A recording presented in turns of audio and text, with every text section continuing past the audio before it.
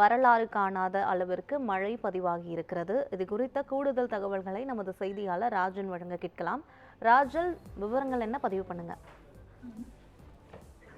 யுவராணி, அதாவது தென்காசி மாவட்டத்தில் 1992ஆம் ஆண்டு இதேபோல் வரலாறு காணாத கனமழை பெய்ததாக கூறப்படுகிறது. இந்த நிலையில் தற்போது இந்த வெள்ளத்துக்கான வடகிழக்கு பருவமழை என்பது தீவிரமடைந்துள்ளது. மேலும் காற்றழுத்த தாழ்வு மண்டலத்தில் அது வகையிலாக கனமழை பெய்து வருகிறது. குறிப்பாக தென்காசி மாவட்டத்தில் வரலாறு காணாத மழையாக கடந்த 2 தினங்களாக 2892 மில்லிமீட்டர் மழை என்பது பதிவாகியுள்ளது.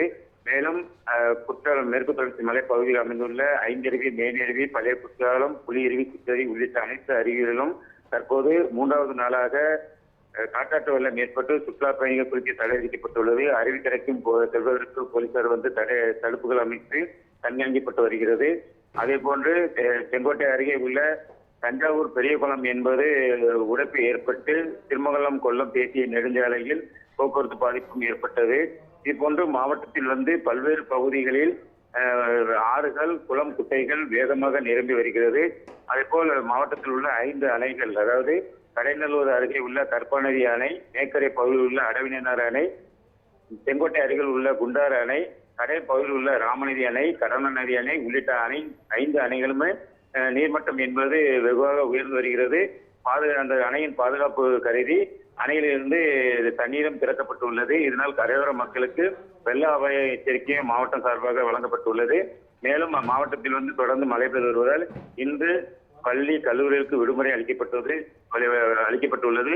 சிறப்பு வகுப்புகள் எதுவும் எடுக்கக்கூடாது என்று மாவட்ட ஆட்சியர் எச்சரிக்கை விடுத்துள்ளார்.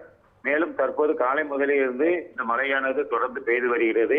இதனால் பொதுமக்களின் இயல்பு வாழ்க்கை பாதிப்புக்கு உள்ளாகியுள்ளது.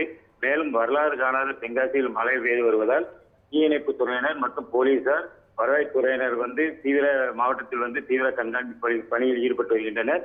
இதேபோன்று நேற்று மாவட்ட ஆட்சியர் மற்றும் தமிழக வருவாய்த்துறை அமைச்சர் சேதமான பகுதிகளை ஆலங்குளம், செங்கோட்டை, குற்றாலம் போன்ற பகுதிகளில் சேதமான பகுதிகளை நேரில் சென்று ஆய்வு செய்தனர். மேலும் அந்த குற்றாலம் பகுதியில் கலையரங்கில் தங்க வைக்கப்பட்டுள்ள 100க்கும் மேற்பட்ட நதிக்குறவு மக்களுக்கு உணவுப் பொருட்கள், பாய், தலவாணி உள்ளிட்ட பொருட்களையும் அமைச்சர் வழங்கினார்.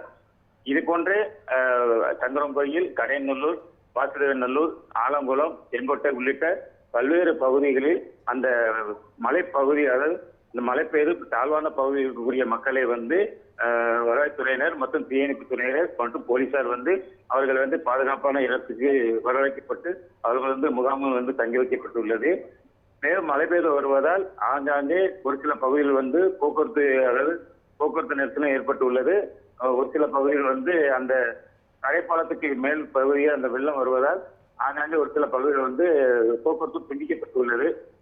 மேலும் மாவட்டத்தில் கண்காணிப்பு அலுவலர் மற்றும் மாவட்ட ஆட்சியர் மற்றும் அமைச்சர் இங்கே முகாமிட்டு மாவட்டத்தில் உள்ள மழை அளவு கண்காணிக்கப்பட்டு மக்களுக்கு தேவையான உதவிகளை நேரடியாக சென்று வழங்கி வருகின்றனர்.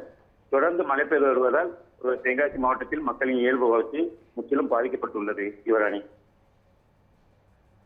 விவரங்களுக்கு நன்றி ராஜன்.